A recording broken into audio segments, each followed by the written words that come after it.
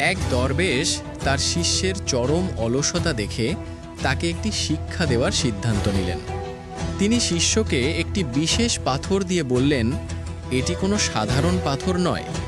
আগামী 2 দিন তুমি এটি দিয়ে যে লোহার জিনিসকে স্পর্শ করবে সেটি সোনা হয়ে যাবে। তবে মনে রেখো, 2য় দিন সূর্যাস্তের সাথে সাথেই আমি এটি ফেরত নিয়ে নেব। শিষ্য পাথরটি পেয়ে খুব খুশি হলো এবং মনে মনে ভাবল, এবার তো ভাগ্য বদলে যাবে, শুধু লোহা ছুঁয়ে সোনা বানাবো আর ধনী হয়ে যাব। কিন্তু অলসতার কারণে প্রথম দিনটি সে শুধু জল্পনা কল্পনা করেই কাটিয়ে দিল। 2য় দিন ঘুম থেকে ওঠার পর তার মনে পড়ল যে আজই শেষ দিন। সে ঠিক করল বাজারে গিয়ে লোহা কিনে এনে সোনা বানাবে। কিন্তু অভ্যাসবশত সে ভাবল, আগে নাস্তা করে নিই, তারপর যাব।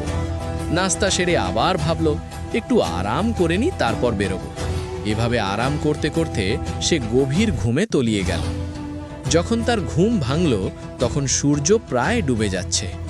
সে আতঙ্কিত হয়ে বাজারের দিকে দৌড় দিল, কিন্তু পথেই দরবেশের সাথে তার দেখা হয়ে গেল। শিষ্য কাঁদতে কাঁদতে আরও একদিন সময় চাইল এবং নিজের ভুল স্বীকার করল। দরবেশ তখন গম্ভীর কণ্ঠে জবাব দিলেন, সময় কখনো কারো জন্য অপেক্ষা করে না।